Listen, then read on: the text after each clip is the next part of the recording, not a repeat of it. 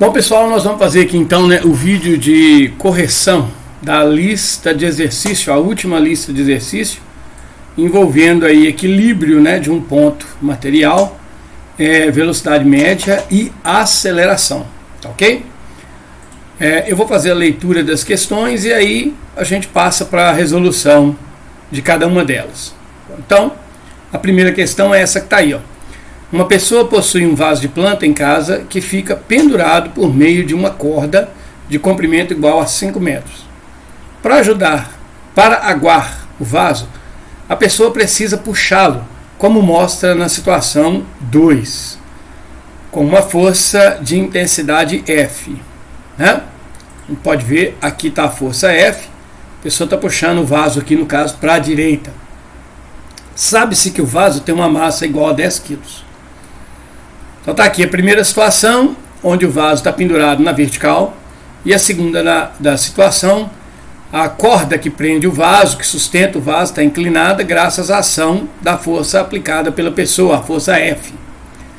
Represente as forças que atuam nas situações 1 e 2, calcule a tensão da corda nas situações 1 e 2 e calcule a intensidade da força F. Tá, então nós vamos resolver essa questão na ordem mais ou menos como está sendo pedido aí. Então nós vamos nos concentrar primeiro na situação 1, tá ok? Então o primeiro passo é a gente representar as forças que agem no corpo, no caso no vaso. Então nessa primeira situação nós temos duas forças, uma tensão que aponta aqui para cima, uma tensão vertical para cima, ok? Que é causada pela presença da corda, e nós temos aqui a força peso, que aponta para o centro da Terra, beleza? Bom, um vaso pendurado, pessoal, ele fica em repouso, ele fica em uma situação de equilíbrio. Quando nós temos uma situação de equilíbrio, o que significa isso? Que a força resultante que atua no corpo tem que ser zero. Ou seja, na prática, isso significa dizer que as forças opostas são iguais, tá ok? Logo, como aqui nós temos apenas duas forças, tensão e peso, e elas são opostas, a gente pode afirmar sem medo nenhum que a tensão que sustenta o vaso é igual à intensidade do peso do próprio vaso. Bom, a gente tem que determinar então qual que é a tensão da corda nessa situação 1. Vejam que a tensão da corda é igual à intensidade ou igual ao módulo da força peso. Mas nós sabemos calcular o peso de um corpo. A gente sabe, que pão é muito gostoso. Então, P é igual a mg. Logo, o peso do vaso é dado pela sua massa. Vejam que a questão não diz qual é a massa do vaso. A massa do vaso é 10 quilos. Então, o peso do vaso será 10 quilos multiplicados pela aceleração da gravidade, que para todos os efeitos nós consideramos como sendo 10. Logo, o peso do vaso será então 100 newtons. Vejam, eu calculei o peso do vaso. Como a tensão é igual ao peso do vaso, nós temos então que a tensão da corda na situação 1 será de 100 newtons. Vejam, calculamos a tensão da corda na situação número 1. Representamos as forças que atuam no vaso na situação número 1. Aqui é a força tensão, aqui é a força peso. Agora nós vamos resolver então a situação de número 2, que é um pouco mais complexa. Porém, o raciocínio vai ser absolutamente o mesmo. De acordo com a situação 2, uma pessoa está puxando o vaso com uma força F e o vaso então está ficando inclinado, como está mostrado aqui nessa figura. A primeira coisa que nós vamos fazer é a seguinte, é representar as forças que agem no vaso. E as forças que agem no vaso são, na verdade, a força peso, que aponta para o centro da Terra, a atração da Terra sobre o vaso. A força F já está representada aqui, e nós vamos ter ao longo dessa corda, ao longo dessa corda aqui, nós vamos ter uma força de tensão. Essa força de tensão, repare, é uma força que agora se encontra inclinada. Se você olhar para essa figura, mesmo sendo uma situação de equilíbrio, e porque a pessoa puxa o vaso para aguá-lo, logo é necessário que o vaso fique em repouso para a pessoa jogar água dentro dele. Se é uma situação de equilíbrio, nós temos que as forças opostas são iguais. Reparem, nós não temos forças opostas. Não há nenhuma força oposta a F, não há nenhuma força oposta a P e não há nenhuma força oposta ao T. Quando a gente chega numa situação como essa, nós abrimos mão, nós fazemos o uso daquela ferramenta que a gente aprendeu nas aulas anteriores, que é a decomposição de vetores. Então nós vamos decompor aquela força que não está aqui em cima do eixo. Consequentemente, nós vamos decompor a força de tensão que está aqui. Como que nós decompomos uma força? Primeiro, a gente coloca no nosso sistema, onde já tem as forças representadas, os eixos X e Y. Eu vou aproveitar esse tracejado aqui, que passa pela força F, para representar o eixo X. E aqui, em cima do peso, nós vamos colocar o eixo Y. Por que o eixo Y e o X estão colocados exatamente assim? Um em cima do peso e o outro em cima da força F. Vejam, os dois eixos X e Y, eles formam entre si um ângulo de 90 graus. Então a gente procura na figura duas forças que formam entre elas esse mesmo ângulo de 90 graus. E no caso aqui da nossa figura, essas duas forças são a força peso, que está aqui, e a força F, que está aqui. Essas duas forças formam 90 graus. Então a gente passa o eixo XY em cima delas. Por que a gente faz isso? Porque quando uma força está em cima do eixo, eu não me preocupo com ela. Eu não preciso de decompor uma força que já está em um dos eixos. Eu preciso decompor apenas aquela que não está em nenhum deles. No caso, eu preciso decompor apenas a força tensão. Então nós vamos nos preocupar agora com a força tensão. Para fazer a decomposição da força tensão, eu vou imaginar que a ponta do vetor T cai na direção do eixo X. E ela cai no X exatamente nessa posição. Então eu aproveito essa ponta que eu coloquei aqui e escureço o eixo X, construindo no eixo X um vetor. Esse vetor que eu construí aqui é a sombra, é a imagem, é a projeção, ou é a componente do vetor T no eixo X. É a imagem de T no X. Eu vou chamar essa componente de TX. Ok? Bom, aí eu vou pegar a ponta do vetor T e vou fazer o mesmo processo. Vou levá-la para o eixo Y. A ponta de T estaria aqui, no eixo Y. Eu vou com isso escurecer o eixo Y, construindo no eixo Y um segundo vetor. Esse segundo vetor é a componente projeção ou imagem de T no eixo Y. Essa imagem eu vou chamar aqui de TY, ok? Então olha só, eu representei aqui no eixo X a imagem TX, no eixo Y a imagem TY. Agora eu vou utilizar essas duas imagens para escrever o TY e o TX usando a linguagem matemática do seno e cosseno. Para a gente fazer isso, a gente precisa colocar na nossa figura um ângulo aqui, entre o TX e o T, ou entre o TY e o T. A maneira mais fácil de colocar esse ângulo é a gente olhar para a nossa figura aqui, e enxergar que nela existe isto aqui, ok? Existe aqui e existe aqui, Se vocês observarem, isso aqui é um triângulo retângulo. Olha, pessoal, uma propriedade matemática diz que a soma dos ângulos de um triângulo tem que dar 180 graus. Então, se a gente observar aqui, isso aqui é um ângulo reto, quer dizer, um ângulo de 90 graus. Se eu somo esse 90 graus com esse 30, dá 120. Conclusão, significa dizer que esse ângulo que está aqui, na outra ponta do meu triângulo, que é justamente o ângulo entre o eixo X e a força tensão, esse ângulo aqui no caso irá valer 60 graus.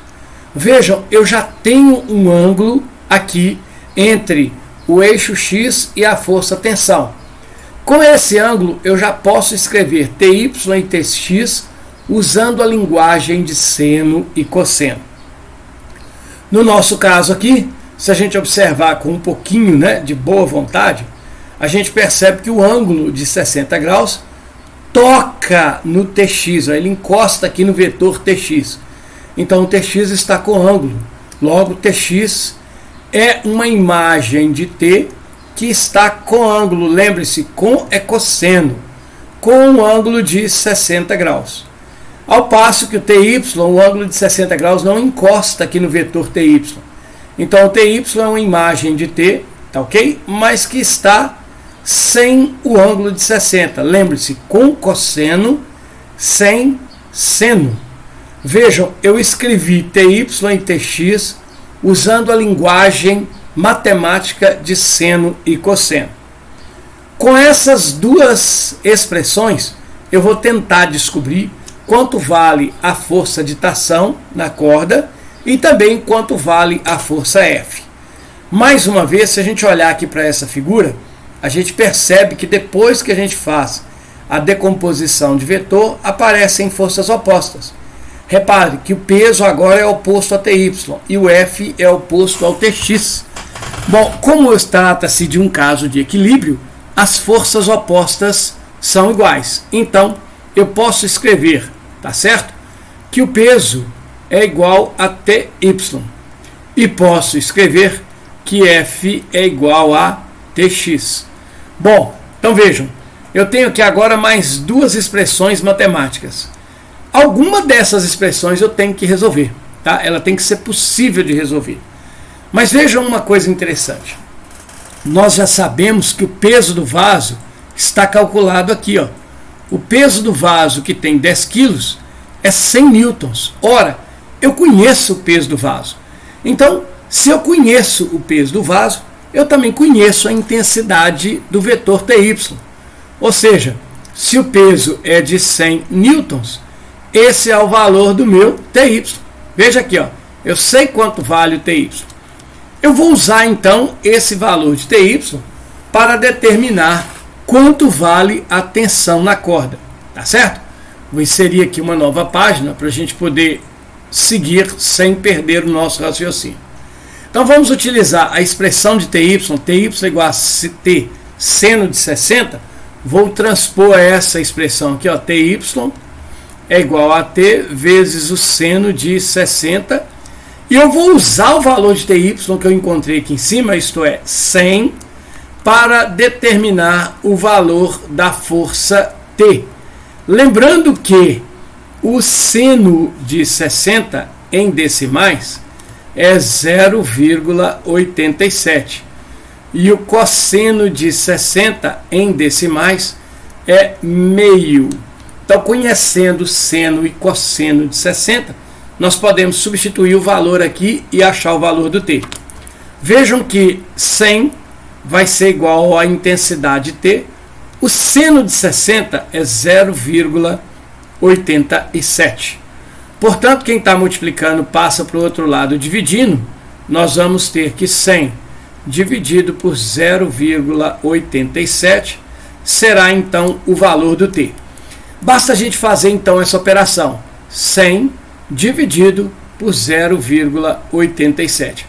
Repare que o 100 não tem casas decimais e 0,87 tem duas. Então nós vamos acrescentar no número 100 duas casas decimais. Ao invés de escrever só 100, nós vamos escrever 0,00. Note agora que os dois números têm duas casas decimais. Eu posso, portanto, ignorar a vírgula. E aí eu vou fazer a divisão normal. 0 à esquerda não conta, então 100 dividido por 87 dá 1. 1 vezes 87 é 87. Sobra aqui, portanto, 3. Aqui, tirei 1, joguei para cá. Tirei 1, joguei para cá. Sobrou 9 menos 8 dá 1. E aqui sobrou 0. Vou baixar este 0 aqui. 130 por 87 cabe 1. 1 vezes 7 é 7. 1 vezes 8 é 8. Vou tirar 1 daqui e trazer para cá. 10 menos 7 dá 3. Tirei 1 daqui, ficou 2. 2 não dá, então 12 menos 8, 4. 43, vou baixar esse outro zero. 430 dividido por 87. Eu vou arriscar aqui 430 dividido por 87, eu vou arriscar 3. Porque 3 não, vou arriscar 4, tá ok? Porque 4 vezes 7 dá 28, vão 2. 4 vezes 8, 32, com 2 dá 35. Então, tirando um daqui e jogando para cá, 10 menos 8, 2. Tirei um daqui, ó, vou jogar aqui 12 menos 5 dá 7. E aqui 3 menos 3, nada. Não dá mais para dividir 72 por 87, vírgula, acrescento um zero. 720 por 87 cabe 8. 8 vezes 7, 56, vão 5.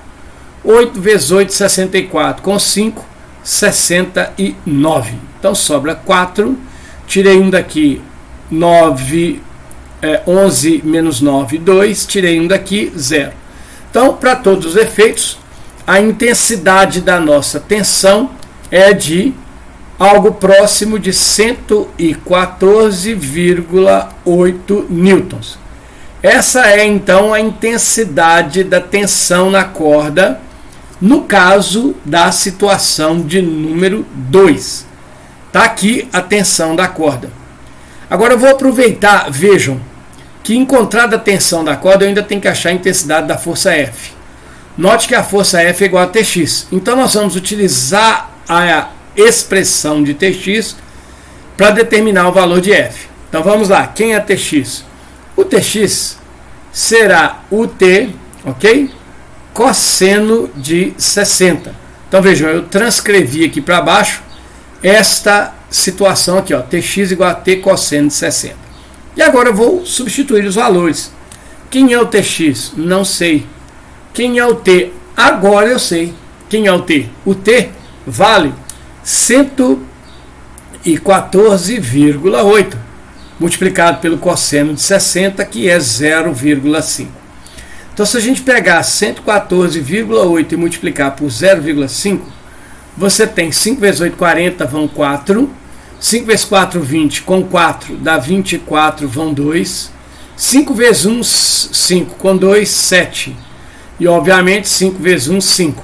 Então, nós temos aqui duas casas decimais, duas casas decimais. Portanto, nós temos que o valor de Tx é 57,4 newtons. Bom, eu encontrei Tx, mas Tx não serve para nada. Eu preciso saber quanto que é o valor de F. Mas veja aqui, ó, como as forças opostas são iguais, o F é o Tx. Então nós podemos dizer que o valor de Tx também será o valor da força F. Assim sendo, a força F feita pela pessoa é de 57,4 newtons. Olha aqui que bacana, acabei de achar então a intensidade da força feita pela pessoa. Isso responde, pessoal, aos itens A, B e C da questão de número 1. Então nós calculamos a tensão da corda no primeiro caso, calculamos a tensão da corda no segundo caso e calculamos a intensidade da força F aplicada pela pessoa na situação de número 2. Então a questão número 1 está resolvida. Vamos resolver agora a questão de número 2. Para demonstrar sua força, um homem mantém uma esfera de massa igual a 100 kg em equilíbrio. Ó, a palavra mágica equilíbrio aqui, ó, na posição mostrada na figura abaixo. Considere o seno de 65,09 e o cosseno de 65 igual a 0,4. Use G igual a 10. Não era necessário, mas está aí, não custa, né? Então, primeiro, A. Represente as forças que atuam na esfera. B. Calcule as tensões nas cordas que mantêm a esfera em equilíbrio. C. Represente as forças que atuam no homem. D. Sabendo que a massa do homem é 70 kg, calcule o módulo da força que atua no homem. E letra E. Determine o coeficiente de atrito existente entre os pés do homem e o solo. Então vamos lá. É uma situação de equilíbrio, onde todas as forças, portanto, são iguais, as forças opostas. Primeiro nós vamos resolver a situação envolvendo a esfera. Então eu vou fazer aqui do lado, tá? a representação das forças que atuam na esfera. Então está aqui a minha esfera, essa bola preta, ok? Na esfera atuam as forças peso, ok? Atua para o lado de cá. Note que o homem está puxando, mas ele não puxa a esfera, ele puxa uma corda. Então nós vamos ter aqui uma força de tensão causada pela força do homem sobre a corda que ele está puxando. E aqui nós temos um outro pedaço de força de corda que prende a esfera no poste. Então vai existir aqui, ó, inclinado, uma segunda tensão, que é a tensão da corda presa ao poste. Eu vou chamar essas duas cordas com nomes. Eu vou chamar essa aqui de corda 1, então, beleza?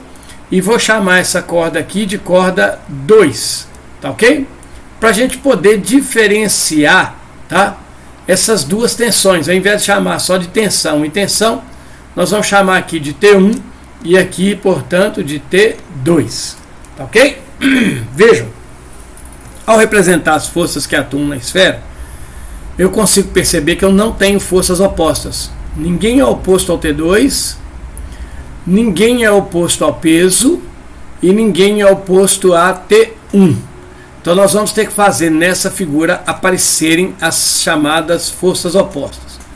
Para fazer isso, nós faremos então a decomposição dos vetores. Então eu vou colocar aqui, ó, novamente em cima do peso, eu vou pôr o eixo Y, ok?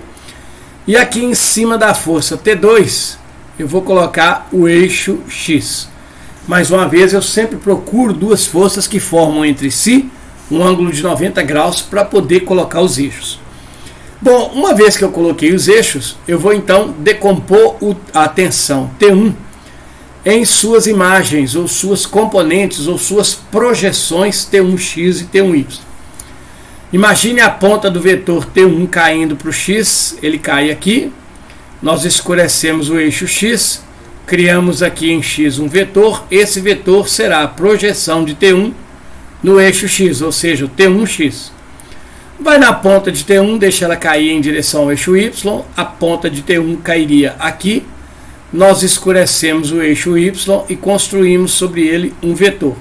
Esse vetor é a projeção de T1 em y, ou seja, é o nosso T1y. Repare que ao representar T1x e T1y, eu já tenho forças opostas. No caso de equilíbrio, as forças opostas são iguais. Portanto, eu sei, de acordo com essa figura, que o peso é igual a T1y. E sei também que T2 é igual a T1x. Vejam, T1x é oposta a T2. Peso é oposta a T1y. Tá beleza? Então agora eu vou tentar resolver aquilo que é possível. Eu tenho aqui 4 coisas e eu preciso conhecer pelo menos uma. Qual que eu conheço, por exemplo? Bom, é interessante a gente perceber que nós temos a massa da esfera, que é de 100 kg. Ora, pessoal, se eu tenho a massa, eu tenho também o peso da esfera. Por quê? Porque todo mundo come pão? Porque pão é muito gostoso. Ou seja, pão é muito gostoso. Aí você tem que o peso da esfera será a massa dela, que é 100, multiplicado pelo valor de G, que é 10. Então nós temos um peso aqui, no caso, de 1000 newtons. Repare, eu conheço o peso da esfera. Note que o peso é igual a T1y. Então eu posso escrever aqui que o T1y também valerá 1000 newtons. Ora, agora, para continuar a resolver esse problema, eu vou abrir mão daquele artifício que é escrever T1y e T1x usando as funções trigonométricas seno e cosseno. Nós vamos olhar aqui para a nossa figura e vamos perceber que não existe um ângulo aqui na nossa figura. Então nós vamos ter que dar um jeito de mexer com esse ângulo aqui, ó, de 65 graus, de tal forma que eu consiga um ângulo cá embaixo. Existem várias maneiras de se fazer isso. Porém, aquela mais simples é usando o triângulo retângulo. Então, eu vou fazer primeiro com o triângulo retângulo, depois eu vou mostrar uma outra maneira. Então, vamos lá. Pensando em triângulo retângulo. Note que eu passei o eixo X aqui, ó. Beleza? E eu passei o eixo Y aqui. Eu vou tirar essas duas linhas. Se você observar o eixo X, a corda e o poste forma um triângulo retângulo, onde aqui é o ângulo reto, o ângulo de 90 graus. Conclusão, a soma dos ângulos de um triângulo é 180. Então 90 mais 65 dá 155. Isso me mostra, por exemplo, que esse ângulo aqui, ó, tá? Esse bico aqui do triângulo tem um ângulo de 25 graus. Olha, eu já tenho um ângulo entre o eixo X e a corda. Posso trabalhar com ele, posso resolver a questão sem problema nenhum. Bom, mas lá no exercício nos deu seno e cosseno de 65. Olha, pessoal, quando dois ângulos são complementares, isso é, quando a soma dos dois dá 90, veja, 65 mais 25 dá 90. A gente sabe que o seno de um é o cosseno do outro. Então, por exemplo, o seno de 65, que é 0,9, é o cosseno de 25. E o cosseno de 65, que é 0,4, é o seno de 25. Eu posso trabalhar com esses valores sem problema nenhum. Mas talvez a pessoa pode esquecer isso, e é interessante então trabalhar com 65. Mas se você for um pouquinho esperto, você percebe o seguinte: imagine que eu não queira trabalhar com esse ângulo de 25, eu quero trabalhar com o de 65. Basta você lembrar o seguinte: vejam que o ângulo de 65 que está aqui e esse ângulo que está aqui, eles são os chamados ângulos alternos internos, tá certo?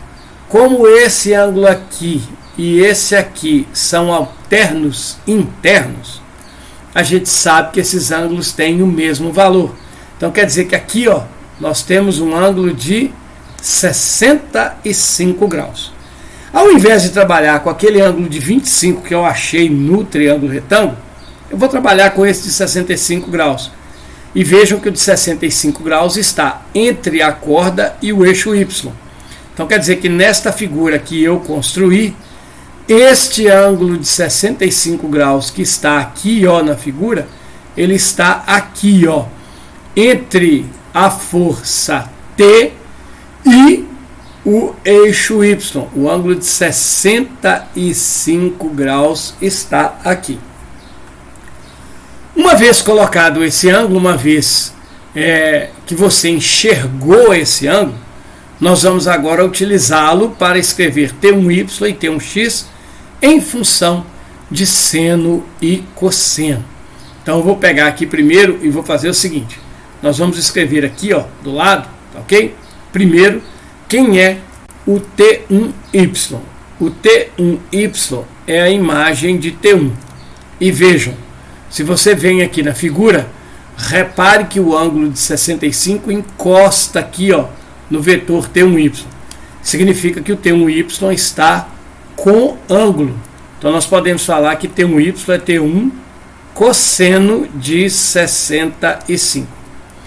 Quando a gente olha para o T1x, o vetor T1x é esse que está aqui, a gente percebe que o ângulo de 65 não encosta nele. Então a gente pode então escrever que o T1x é a imagem de T1, só que está sem o ângulo de 65 graus. Então vejam, usando o artifício, né, da figura lá, eu consegui escrever T1y e T1x usando seno e cosseno. Agora nós vamos resolver essas duas expressões. Note que eu não sei quem é o T1, não sei quem é T1x, mas eu sei quem é T1y, visto que o T1y é o peso e vale, portanto, 1000. Então eu vou começar resolvendo esta expressão aqui, porque pelo menos eu conheço o T1y dela. Então vamos lá. Se T1y é igual a T1 cosseno de 65, T1y vale 1000. Então o 1000 é igual a T1 vezes o cosseno de 65. A questão nos deu o cosseno de 65, está aqui, ó. O cosseno de 65 é 0,4. Então eu vou substituir esse valor aqui, ó. T1 vezes 0,4. Quem está multiplicando passa para cá dividindo. Então eu vou ter que 1000 dividido por 0,4 vai ser o valor do T1. Então agora, pessoal, eu tenho que fazer essa conta, né? Dividir 1000 por 0,4. Vou fazer isso aqui no cantinho. Ó. Então vou pegar aqui, ó, 1000, ok? Dividido por 0,4. Repare que o 1000 não tem casa decimal, mas o 0,4 tem. Então vou colocar aqui, ó, uma casa decimal no 1000. Colocada essa casa decimal, os dois têm uma casa decimal. Eu vou tirar a vírgula fora dos dois, ela não presta mais. 0 à esquerda não serve, então eu vou ter aqui 10.000 dividido por 4, tá bom? Então 10 dividido por 4 cabe 8, cabe 2, 2 vezes 4, 8. 10 menos 8, 2. Vou descer esse primeiro zero. 20 dividido por 4 dá 5, 5 vezes 4 dá 20. Ó, não sobra nada. Eu vou pegar esses dois zeros que estão aqui e vou levá-los para o meu resultado. Então vou colocar aqui, ó. Portanto, eu acabo de descobrir que o meu T1 vale 2.500 newtons. Portanto, está aqui, galera, ó. Esta é a intensidade da tensão T1. Essa é a intensidade da tensão da corda que pende a esfera aqui no poste. Está feito o T1. Agora nós vamos tentar encontrar quanto vale a força T2. Note que o T2 é igual a T1x. Eu resolvi a expressão de T1y. Vejam que o T1y está resolvido aqui. Agora eu vou resolver um T1x. Como é que eu vou resolver o T1x? Quando eu resolvi T1y, eu descobri o valor de T1. Então eu vou usar esse valor de T1 para descobrir quem é T1x. Vamos então, quem é o T1? 2.500. Agora eu vou lá para ver qual é o seno de 65. O seno de 65 está aqui, ó. Ele vale 0,9. Eu vou escrever então esse seno cá embaixo. Então vai ficar T1, que é 2.500, vezes o seno de 65, 0,9. E agora então eu vou descobrir quanto vale o T1x. Basta para isso multiplicar 0,9 vezes 2.500. Então vou fazer isso aqui embaixo, ó, tá bem? Então nós vamos pegar 0,9 e multiplicar por 2.500. 9 vezes nada é nada, 9 vezes nada é nada, 9 vezes 5, 45, vão 4, 9 vezes 2, 18, com 4, 22. Repare que aqui, ó, nós temos uma casa depois da vírgula, então aqui eu vou colocar uma casa depois da vírgula. Portanto, T1x vale 2.250 newtons. Vejam que se T1x é 2.250, aqui me diz que T2 é igual a T1x. Então eu descubro agora que a intensidade da tensão 2 é 2.250 newtons. Vejam, eu acabei de calcular as duas tensões que atuam na esfera, ou melhor, as duas tensões aplicadas pelas duas cordas que estão em contato com a nossa esfera. Está feita, tá? O cálculo das tensões. Agora eu vou atacar aqui, ó, o item C. Represente as forças que atuam no homem. Pessoal, para a gente fazer isso, eu vou inserir aqui mais uma página, ok? E nós vamos então representar as forças que atuam no homem. Note, meu homem vai ser esse ponto aqui, ó. Beleza? Então tá aqui a figura do homem. Quais são as forças que atuam no homem? Note que o homem está em cima do solo, então ele está sendo suportado pelo solo, que é uma superfície, então existe nele força normal. Existe no homem a força peso, eu já vou colocar essas duas forças aqui de uma vez. Então no homem atuam as forças peso, porque a terra puxa o homem para o centro dela. Existe a força normal, porque o solo sustenta o homem, empurrando ele para cima. Existe, olha aqui, ó, o homem está puxando a corda T2. Como a corda T2 está presa no homem, né, ela também puxa o homem. Então o homem puxa a corda T2. Mas a corda T2 puxa o homem e a tensão é sempre para o lado da corda. Então nós vamos ter aqui, ó, a tensão T2 da corda 2 sobre o homem. E vejam, se a corda está puxando o homem para o lado da esquerda, significa que a tendência dele é escorregar para o lado da esquerda, é se mover para o lado da esquerda. Consequência, o atrito segura o homem, não deixando ele escorregar. Então, se normalmente o homem tenderia a escorregar para o lado da esquerda, o atrito irá puxar o homem para o lado contrário. Isso é, o atrito irá atuar sobre o homem, puxando-o para o lado direito. Nós temos aqui, então, a força de atrito. Se a gente olha para essa figura, nós temos forças opostas. Não há necessidade de decompor nada. Então, no caso, quem são as forças opostas? Olhando essa figura, a gente percebe que a peso e a normal são duas forças opostas. No equilíbrio, elas precisam ser iguais. Da mesma forma que nós temos que a força de atrito é igual à força de tensão, no caso aqui, tensão T2. Vejam, quando há equilíbrio, as forças opostas precisam ser iguais. Mas espera aí, olha só que legal. Eu conheço o T2. O T2 é 2.250. Então eu sei que se o T2 é 2.250, a força de atrito também será 2.250 newtons. Ok? 2.250. Olha que legal. Mas eu também conheço o peso do homem. Conheço. Porque pão é muito gostoso. No caso aqui é o peso do homem. Vejam que a massa do homem foi dada na questão. Sabendo que a massa do homem é 70 quilos, está aqui a massa do homem, 70 quilos, nós podemos calcular o peso do homem. No caso, então, o peso do homem será a massa dele, 70, vezes a gravidade, que é 10. Então, o peso do homem será de 700 newtons.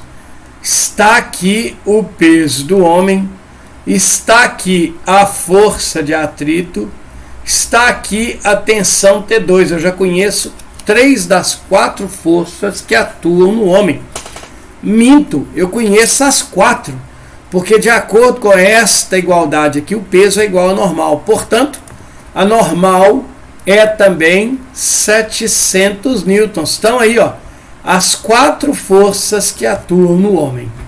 Beleza? Bom, o último item é, como se pede para calcular o módulo das forças que atuam no homem, nós já fizemos, vamos achar agora qual que é o coeficiente de atrito que existe entre os pés do homem e o solo. Para a gente achar o coeficiente de atrito, nós vamos utilizar a expressão matemática da força de atrito. Essa expressão é aquela que diz que a força de atrito ela é igual ao coeficiente de atrito multiplicado pela força normal. Tá ok? Então vejam, eu tenho aqui a expressão da força de atrito. Beleza? Vamos então fazer o cálculo daquilo que nós estamos procurando. No caso, o coeficiente de atrito. Então vejam, a força de atrito vale 2.250 newtons. O coeficiente de atrito eu não sei, vou tirar essa unidade aqui por enquanto, tá ok? E aí nós vamos multiplicar isso por quem? Pelo valor da normal, que no caso é 700 newtons.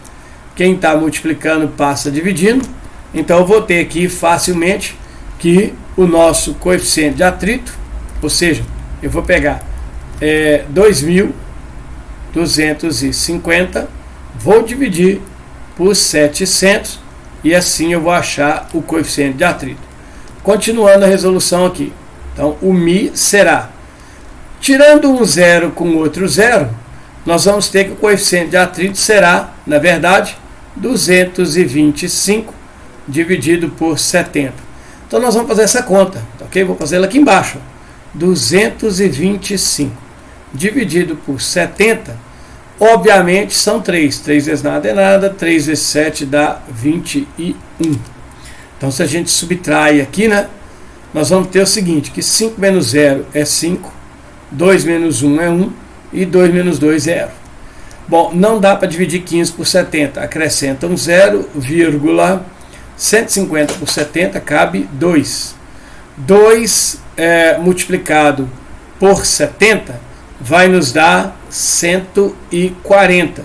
Sobra aqui, portanto, 10. Já está bom demais. Uma casa decimal é suficiente. Então veja que o coeficiente de atrito entre a pessoa e o solo está aí valendo 3,2. Ô pessoal, isso aqui é uma questão apenas, tá? É só um exercício. Vale lembrar que este valor aqui, ó, tá? Não vale para coeficiente de atrito. Beleza? Nós não temos um coeficiente de atrito desse valor. Então, como é só uma questão, era só para determinar esse valor do coeficiente de atrito, que não é real, tá ok? Nós acabamos então com a resolução da questão de número 2, tá bom? Então, esta é toda a resolução da questão de número 2. Beleza? Agora nós vamos partir para a questão 3. O que diz a questão 3? A questão 3 é um plano inclinado, beleza? E aí você tem o seguinte. A figura mostra um bloco de 50 kg que desce uma rampa com velocidade constante. A rampa tem uma face AC de 40 metros e uma altura BC de 30 metros. O bloco gasta aproximadamente 20 segundos para descer a rampa, partindo do ponto mais alto B e chegando ao ponto mais baixo A. Primeiro, calcule usando o teorema de Pitágoras o comprimento do lado AB da rampa. B. Calcule usando o comprimento da rampa a velocidade do bloco. C. Represente as forças no bloco. E D. Usando seno e cosseno, sabendo que seno é cateto oposto sobre hipotenusa e cosseno é cateto adjacente sobre hipotenusa, calcule o seno e o cosseno do ângulo θ que representa a inclinação da rampa. Bom, essa é a nossa novidade, né?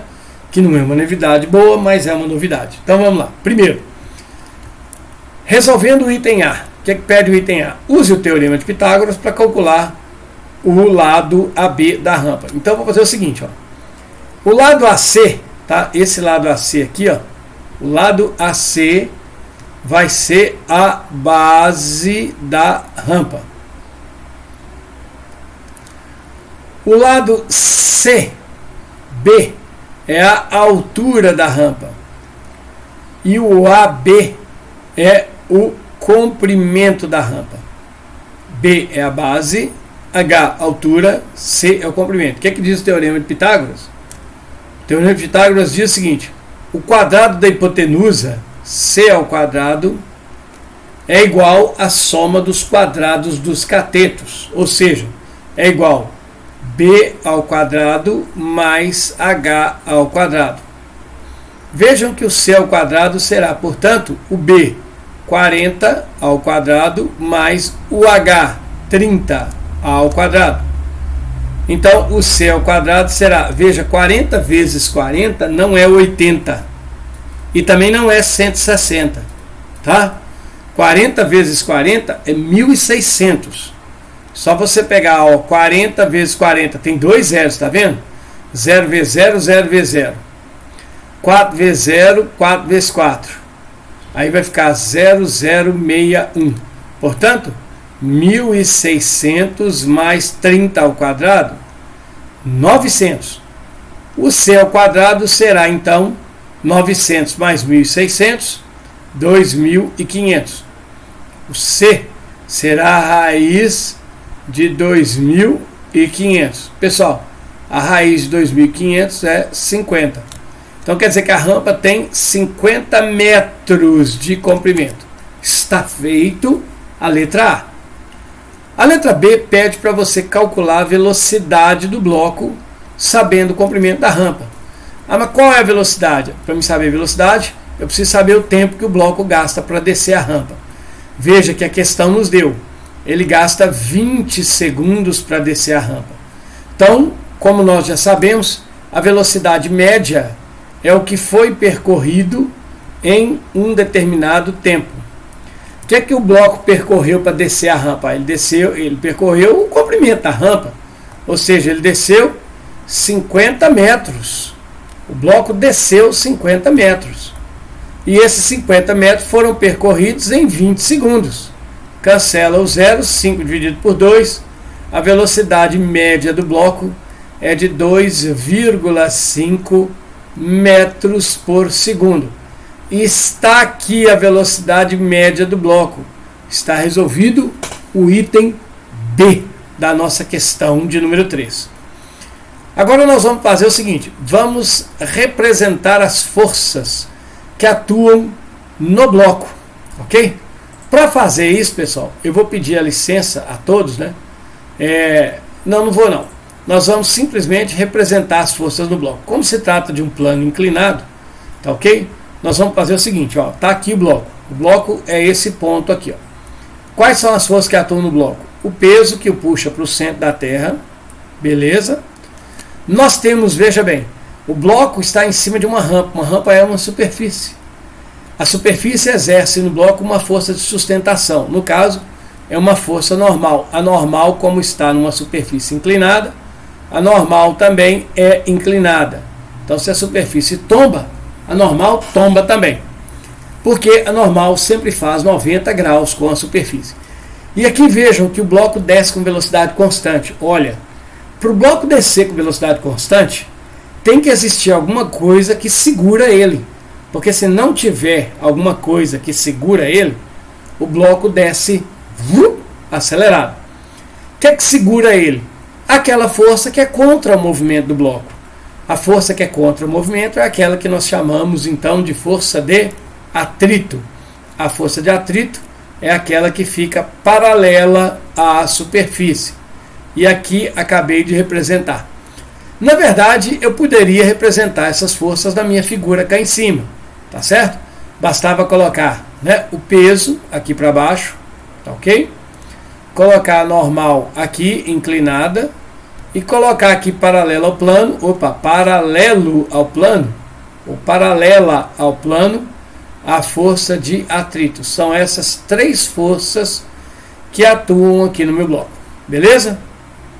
A gente percebe também que essas três forças não possuem forças opostas. Ninguém é oposto ao atrito, ninguém é oposto à normal, ninguém é oposto ao peso. Então nós temos que fazer a decomposição das forças. Para fazer a decomposição das forças, eu vou colocar aqui na minha figura os eixos X e Y. Lembrando que o eixo X e o eixo Y ficam em cima de duas forças que fazem entre si 90 graus. E a gente percebe que essas duas forças, no caso do plano inclinado, é a força normal e a força de atrito. Então eu vou colocar aqui, ó, em cima da normal o eixo Y, beleza? E em cima do atrito eu vou colocar o meu eixo X, ok? Com isso, normal e atrito estão em cima dos eixos, eu não vou preocupar com ela, tá ok?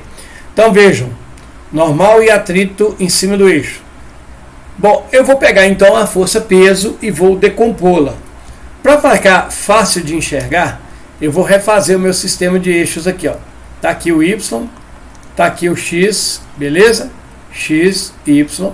Aí eu lembro que em cima do Y eu tenho a força normal, beleza? No X eu tenho a força de atrito, ok? E aqui, ó, primeiro, segundo, terceiro quadrante, nós temos a força peso. Eu vou decompor a força peso em duas componentes, em duas projeções, em duas imagens. Vou jogar a ponta do eixo aqui, ó, a ponta do vetor P no eixo X, ela cai aqui, né? Nós temos aqui então um vetor em cima de X, que é a imagem do P em X, ou seja, o nosso PX. E eu vou jogar a ponta do vetor P agora em direção ao eixo Y. A ponta atinge aqui o eixo Y. Vou escurecer o eixo Y, vou construir no eixo Y um outro vetor que é a imagem de P no eixo Y, ou seja, o nosso PY. Vejam só uma coisa, só de olhar para essa figura eu já vejo as forças opostas. Se você prestar atenção, perceberá que o PX é oposto à força de atrito e normal é oposto ao peso. Em toda situação de equilíbrio, as forças opostas são iguais. Então nós temos que a normal é igual a PY e temos que o atrito é igual a PX, tá ok? Bom, se nós descobrirmos que é PY, que é PX, nós matamos a questão, que é determinar aí, né, o módulo das forças que atuam no bloco. Então vamos começar por alguma coisa que seja mais simples. Vejam, o bloco, a gente sabe que ele tem uma massa de 50 kg. Olha, se eu sei a massa, eu sei também a intensidade do peso do bloco. Eu sei o módulo do peso do bloco. Módulo, intensidade e valor são a mesma coisa. Então vou calcular aqui quanto vale o peso do bloco. De acordo com as informações do problema, pão é muito gostoso. Nós sabemos então que o peso será 50 multiplicado por 10. Logo, o peso do bloco será 500 newtons. O professor, de onde o senhor tirou esses 50? Está dado aqui, ó. A figura mostra um bloco de 50 quilos. Então está feito o peso do bloco. Eu já conheço automaticamente uma das forças que agem sobre o bloco. Está aqui, ó. É o peso. Usando esse peso agora, eu vou tentar achar quem é normal e quem é o F de atrito. Note que normal é PY e atrito é PX. Então, eu vou usar as componentes do peso para achar essas duas forças. Para usar a componente, eu preciso de um ângulo, né? Um ângulo para aqui afora. Bom, eu vou insistir mais uma vez naquilo que eu pedi para vocês literalmente decorarem.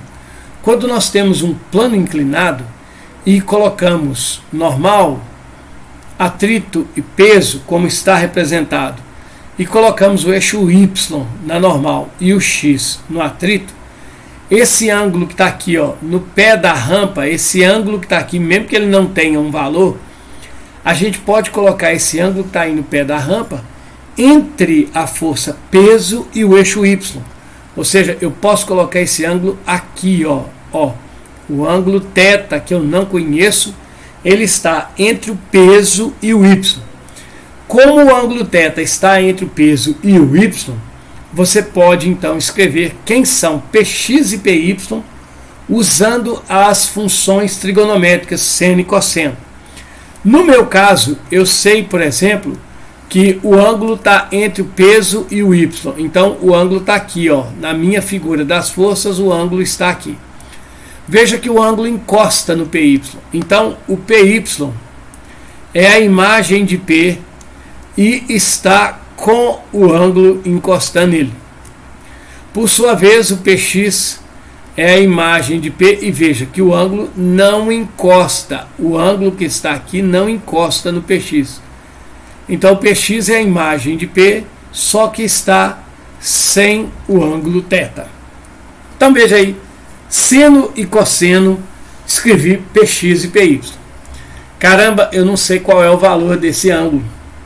Ué, se eu não sei o valor do ângulo, eu também não sei o valor do seno e cosseno.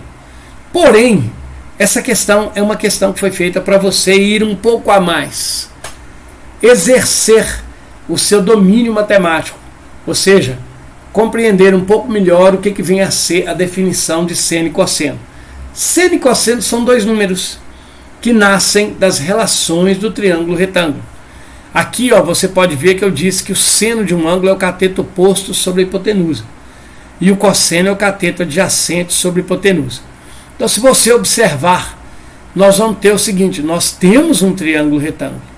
Agora, quem é esse triângulo retângulo? Cara, o triângulo retângulo é o nosso plano. É a nossa rampa. A nossa rampa é um triângulo retângulo. Eu vou desenhar ela aqui embaixo só para a gente poder compreender um pouco melhor. A nossa rampa é algo parecido com isso aqui, ó. Aqui, aqui e aqui. De acordo com a questão, esse lado de baixo, que é a base, tem 40 metros, esse lado aqui tem 30 metros e nós calculamos esse aqui 50 metros. O ângulo θ está aqui, podem conferir. Olha aqui, ó, vou subir, ó, o ângulo θ está aqui embaixo, na ponta do triângulo, ele aqui. Esse lado vale 40, que é a base, 40 base, altura 30, e vejam que o C, que é o comprimento do plano, que é o comprimento da rampa, vale 50 metros. Está aqui, ó, 50 metros. Bom, vejam, se o ângulo está aqui, nessa posição, o ângulo sempre olha, ele está apontando, ele está olhando aqui para o lado oposto a ele. Esse 30 metros é o meu cateto oposto. O 40 metros é o cateto que ajuda a formar o ângulo. Ele é o chamado cateto adjacente. E os 50 metros é, portanto, a hipotenusa. Então, vejam só. Você vai usar isso que está aqui para descobrir quem é seno e cosseno. Quanto que vale o seno e o cosseno. Lembrando que o seno é cateto oposto sobre hipotenusa. Vamos achar então o seno. Quem que é o seno aqui no caso?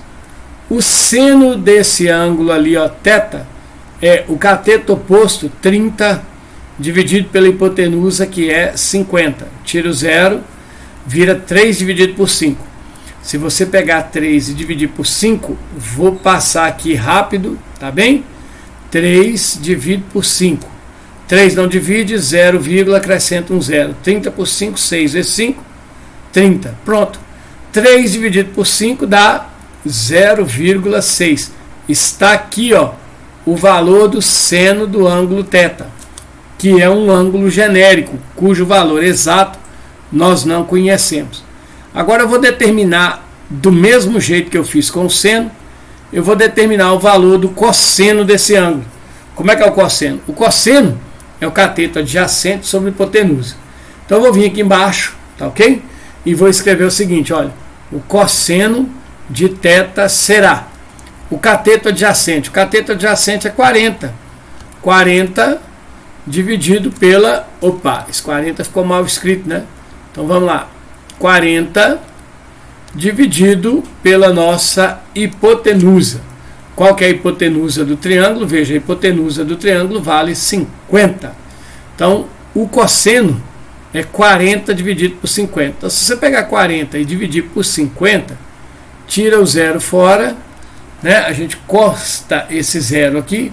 Então, nós temos, na verdade, uma divisão que é 4 sobre 5. Então, se você pegar 4 e dividir por 5, não dá para dividir, acrescenta um 0, 0, 40 por 5 dá 8, 8 vezes 5, 40, não sobra, portanto, nada. Isso nos mostra que o cosseno daquele ângulo genérico θ vale 0,8. Estão aqui os valores de seno e de cosseno para o ângulo θ. Com esses valores de seno e cosseno, eu posso determinar quem é PY e quem é PX. Me ajudem agora. Quem é o PY? O PY é o valor do P, que é 500, multiplicado pelo cosseno. Vamos ver quem é o cosseno? O cosseno é 0,8. Então nós vamos colocar aqui 0,8. Se você pegar 500, ok? E multiplicar por 0,8, 8 vezes nada é nada, 8 vezes nada é nada, 8 vezes 5 dá 40. Uma casa depois da vírgula, uma casa depois da vírgula. Portanto, meu PY irá valer 400 newtons. Está aqui o valor do PY. Beleza? Vamos achar agora o valor do PX. Quem é o PX? É o valor do P, 500 vezes o seno. Se você voltar aqui embaixo, percebe que o seno é 0,6. Então vai ficar 500 vezes 0,6. Então se você pegar aqui 500, 0,6, nós vamos achar 6 vezes nada, nada, 6 vezes nada, nada, 6 vezes 5, 30. Uma casa depois da vírgula, uma casa depois da vírgula, ou seja, o PX irá valer 300 newtons. Está aqui o PX. Mas eu não quero PX. Eu não quero PY. Eu quero saber quanto valem as forças normal, atrito e peso. Peso eu já sei. Mas a normal é o PY. E o atrito é o PX. Opa! A normal é o PY. Então, a normal valerá 400 newtons. Está aqui, a força normal aqui, E agora o atrito não é PX? A força de atrito vale, portanto, 300 newtons. Está aqui, a força aí, beleza? Achamos todas as forças que atuam no bloco. O peso, o valor do normal, o valor do atrito. Beleza? Agora vamos resolver O último item, que é calcular o coeficiente de atrito entre o bloco e a rampa. Para calcular o coeficiente de atrito, nós vamos usar a equação do atrito, tá ok? E qual é a equação do atrito? A força de atrito é igual a normal, ou melhor, vamos colocar na ordem, né? Igual ao coeficiente de atrito vezes a normal. Beleza? O atrito vale 300. O Mi é o que eu quero descobrir. A normal vale 400. Quem está multiplicando vem dividindo. Então vai ficar 300 dividido por 400. Isso vai ser o coeficiente de atrito. Cancelando um zero, outro zero, outro zero, nós temos que o Mi é 3 dividido por 4. Se você pegar 3 e dividir por 4, 3 por 4 não dá. 30, 0, 30 por 4 cabe exatamente 7. 7 vezes 4 dá 28. Sobra 2. Acrescenta um 0. 20 por 4, 5. 5 vezes 4, 20. Sobra nada. Então, o nosso Mi valerá 0,75. Ó, esse Mi aqui tá mais para verdadeiro, tá? O Mi normalmente ele fica entre 0 e 1. Tá ok? Então tá aqui o coeficiente entre a rampa e o bloco. O coeficiente de atrito. Beleza? Bom, pessoal, com isso a gente finaliza aí a correção da questão de número 3. Passemos agora, né, para a questão de número 4. Um carro parte da cidade A para a cidade B, percorrendo a distância existente entre elas em 2 horas e meia. Sabendo que a velocidade média do carro é 75 km por hora, responde: qual que é a distância entre as duas cidades? Olha, a gente sempre usa, né, as unidades do sistema internacional, metro por segundo, mas quando a gente está falando de duas cidades, não faz sentido a gente apresentar a distância entre duas cidades utilizando metro. A gente utiliza quilômetro. Então nós vamos usar os valores como eles estão aí, tá ok? Então como é que eu vou achar a distância entre as duas cidades? Resolvendo o item A. A gente já sabe que a distância percorrida, ou o espaço percorrido, ou o deslocamento, ele é igual o produto da velocidade pelo tempo em que ele aconteceu. Então nós sabemos que o espaço percorrido será a velocidade. No caso aqui, a velocidade é 75 km por hora, no intervalo de tempo de 2 horas e meia. Cancelando hora, nós temos 75 vezes 2,5. Então, se a gente fizer essa conta, 75, 2,5, 5 vezes 5 dá 25, vão 2. 5 vezes 7, 35. Com 2, 37. 2 vezes 5, 10. Vai 1. 2 vezes 7, 14. Com 1, 15. Então nós acharemos 5, 7, 8 e 1. Logo, vejam, uma casa depois da vírgula, uma casa depois da vírgula.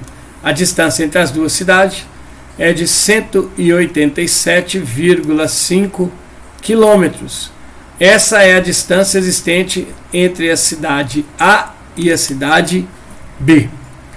Expresse a velocidade do carro em metros por segundo. Então agora, a única coisa que eu quero que você faça é pegar 75 km por hora e passar para metro por segundo. Passar para metro por segundo significa pegar o que você tem e dividir por 3,6. Igual às casas, tira a vírgula. 75 por 36 cabe 2. 2 vezes 6, 12, vai 1. 2 vezes 3, 6 e 1, 7. Então vai dar o seguinte: veja só, quando você pega 75 e tira 72, sobra, portanto, 3. Derruba o zero, não dá para dividir. O que você faz? Você então acrescenta o seguinte: 30 não divide por 36. Eu marco a divisão que não pode ser feita, 0. Vem cá, coloco uma vírgula e acrescento aqui um 0. 300 por 36 agora nós podemos fazer, né? 300 por 36, eu vou arriscar aí que cabe 8. 8 vezes 6, 48, vão 4. 8 vezes 3 dá 24, com 4 dá 28. Então sobra 2, 9 menos 8, dá 1, 0. Tá bom demais. Então quer dizer que 75 km por hora é o mesmo que 20,8 metro por segundo. Está aqui feita, portanto, a letra B da questão de número 4. Por último, porém não menos importante, vem a questão número 5. A questão 5 também é rapidinho. Como é que você resolve a questão 5? Saca só. Considere o carro da questão anterior. Bem, suponha que em um dado instante, devido a um quebra-molas, o carro precisou realizar a variação de sua velocidade. Considere que o carro, para passar pelo quebra-mola, precisou reduzir a velocidade de 90 km por hora. 90 km por hora é a velocidade inicial do carro. Tá ok? E para 36, que é a velocidade final do carro, km por hora. Isso no intervalo de tempo de 3 segundos. Eu pergunto para você o seguinte: qual que é a aceleração sofrida pelo carro? Então nós temos que achar aqui a aceleração. Porém, aqui, ao contrário da questão número 1, nós precisamos primeiro passar essas velocidades para metro por segundo. Bom, a gente já sabe, né, já fizemos muitos exercícios com relação a isso, e nós já sabemos que 90 km por hora é a mesma coisa que 25 metros por segundo. E já sabemos que 36 km por hora é o mesmo que 10 metros por segundo. Uma vez feito isso, nós podemos calcular a aceleração do carro. Nós já sabemos que eu vi você atrás do toco, não é isso? Então, agora substitui os valores nessa expressão. No caso, a velocidade final é 10, que é 36 km por hora. A inicial é 25, que é a velocidade de 90 km por hora com a qual o carro começou a frear, mais o valor da aceleração vezes o tempo, que no caso aqui é de 3 segundos. Então, saca só, vamos resolver essa expressão. O 25 está desse lado, eu vou trazer para cá. Por que eu vou fazer isso? Para me deixar aquilo que eu não conheço sozinho. Então vai ficar aqui, ó, 10 menos 25, isto é igual a A vezes 3. Por que menos 25? Porque do lado igual aqui, ó, nessa primeira situação, o 25 está sendo somado. Eu vou trazer para o outro lado, subtraindo, por isso menos. 10 menos 25 dá menos 15, isso é igual a A vezes 3. Então daqui o 3 está multiplicando, vem dividindo, vai ficar menos 15 dividido por 3, que é igual ao valor de A. Portanto, nós achamos aqui que o A valerá menos 5 metros por segundo ao quadrado. Está aqui a aceleração do carro durante a frenagem. Considere que após o carro frear, passar pelo quebra-mola, a velocidade dele aumentou de 36 para 108 km por hora em 5 segundos. Opa, vamos lá. Então, a velocidade passou de 36, agora o 36 é a velocidade inicial. Passou para uma velocidade final de 108 km por hora. E isso tudo num tempo de 5 segundos. Pedi para você calcular de novo qual é a aceleração sofrida pelo carro, beleza? Então, na verdade, é fazer o mesmo que nós fizemos anteriormente. Primeiro, passar as velocidades para metro por segundo. 36 km por hora são 10 metros por segundo. 108 km por hora são 30 metros por segundo. E aí nós vamos pegar esses valores e aplicar na expressão vi você atrás do toco. Substituindo os valores, a velocidade final é 30, a inicial é 10, o A eu não conheço, o tempo é 5. Vou puxar o 10 para cá, vai ficar 30 menos 10, que é igual a 5 vezes o A. 30 menos 10 é 20, que é igual a 5A. Bom, se 20 é igual a 5A, o 5 está multiplicando, trago ele dividindo. 20 dividido por 5 é o A. portanto o A será 4 metros por segundo ao quadrado. Esses aí são, portanto, os valores, né, que respondem os itens A e B da questão de número 5, beleza? Bom, pessoal, com isso nós finalizamos a lista de exercício. Espero que vocês tenham gostado. Até mais!